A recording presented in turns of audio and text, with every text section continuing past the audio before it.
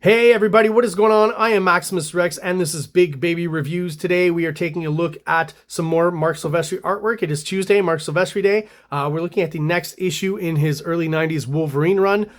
Unfortunately, I don't have the floppy yet in my collection, but I do have that issue contained within the ever handy Wolverine Essential Volume 2. So it's a chance to look at some great Marc Silvestri artwork in a different context, in this case, black and white. So let's get to it. I'll crack this one open. We can get started. So pretty sure this is a standalone issue. Here's the cover. And Wolverine, kind of gets into a tussle with this gentleman here, a devil in the dark that we're going to learn more about as we get through the issue. So right off the bat, great splash page. Who's our creative team? Larry Hama script, Marc Silvestri pencils, Dan Green inks, Pat Brosseau lettering, and Glynis Oliver coloring. But in this case, obviously, the color is not there. So we can kind of leave her out for this one. Love this introduction page, splash page, just because of all the textures once again, and the simple and effective use of those textures and how he displays them here. How quickly I'm sure this page was done, but again, super effective and works super well. The texture on his sideburns and his hair, the hair on his arms, the texture of the fish, right? The shadows here for the rocks and the extreme waterfall, the water down here, everything just all done in pen and ink and works super well. And some more kind of familiar Mike Mignola-ish kind of shadows that I've talked about, and that John Buscema kind of composition and feel and body language, right? More of those great textures continuing here, and I guess what we're supposed to ascertain is that Wolverine is fishing. He's eating his fish raw here, and the RCMP shows up. Let me tell you something, in the early 90s, no RCMP dressed like these two gentlemen here, okay? And we get a better shot of them here. These costumes have got to be from the 1910s or something like that. No one in the last 50 years in the RCMP has dressed up this way. So I'm not sure whether Silvestri was getting his reference for this, but I mean, it's funny. As a Canadian, it's just funny to see that, because it's I guess some form of stereotype, but I'm not sure where it's coming from.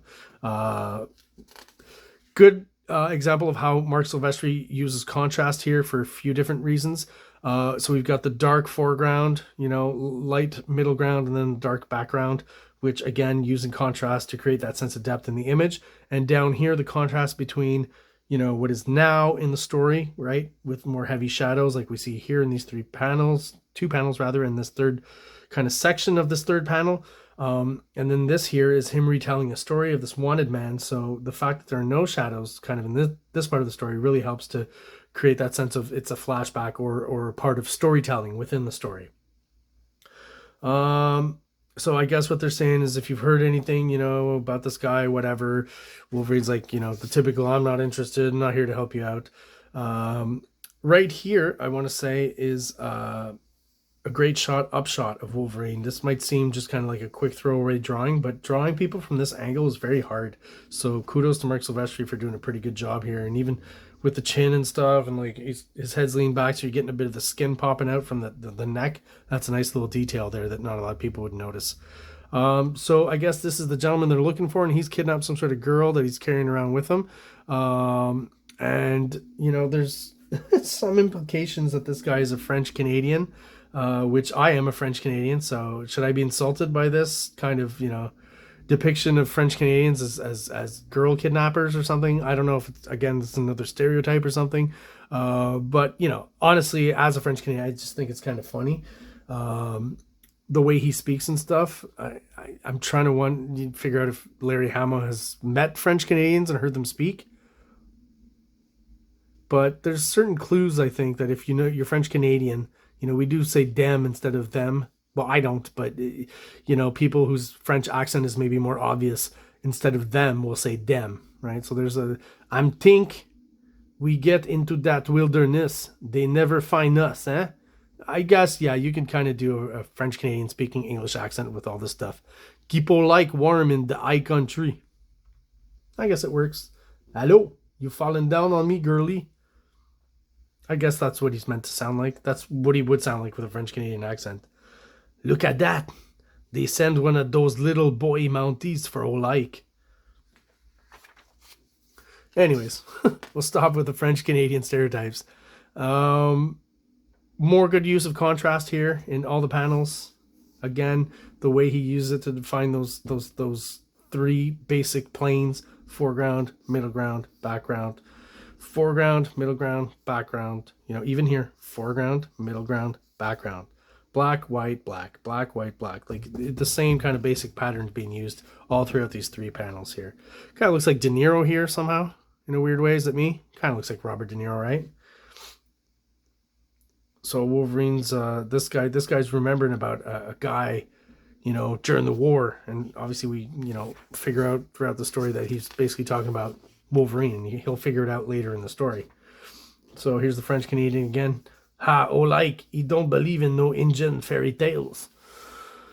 If any of you out there have never heard a French Canadian accent, that's kind of what it would sound like.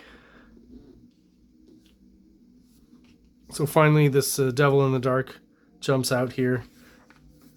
Is he a danger? Is he a part of all this? What's going on? So, love the silhouettes here. Good stuff when you're on a deadline. Very Mike Mignola-ish to me, just with those added kind of dynamics lines, I guess you could call them, action lines that Mignola doesn't do. This has a kind of Mignola feel to me, the way he finishes off the legs here.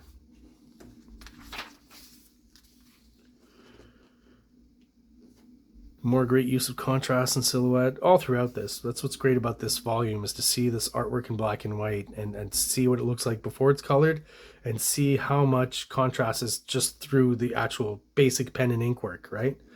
So here's back in the war, right? And here's where we get our, you know, shadowy figure who's basically Wolverine before he gets his claws and stuff, right? So eventually the guy's going to figure it out at some point. So this creature's been caught in a trap, obviously in pain. What's Wolverine going to do? We know this trope now by now, right? Wolverine always saves the animal. So both are still on the hunt, it seems. Wolverine gets shot. And who finds good old Ike? Holy smoke. I love that. That's very French Canadian, not pronouncing the H. Holy smoke. That on third thing gun got that girl. No French Canadian would say gun got that girl, though. That on third thing got that girl. That's all it'll be. I best be looking. No. I be looking for my rifle. See, we French Canadians have enough contact with English that they know most of this stuff.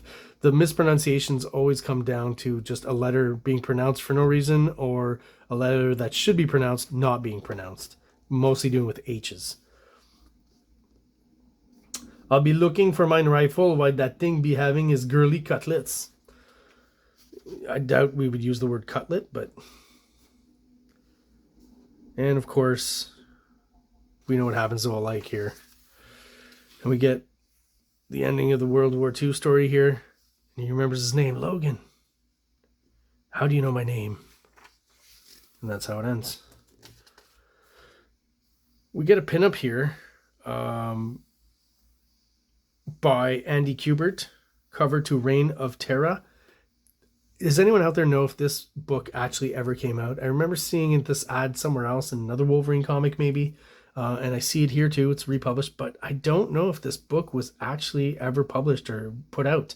I've only ever really seen this image and never heard anything about it. So if anyone out there knows anything about Reign of Terra by Andy Kubert, please post in the comments, say something, and let me know. You know, send me some pictures or something. Hope you appreciated this review of Marc Silvestri's Wolverine run. We'll be doing more next week with the next issue. Thank you so much for any comments, positive or negative. Let me know, and like and subscribe if you like what I'm doing here on the channel. Hope everyone out there has an awesome day. Like, subscribe, like, subscribe.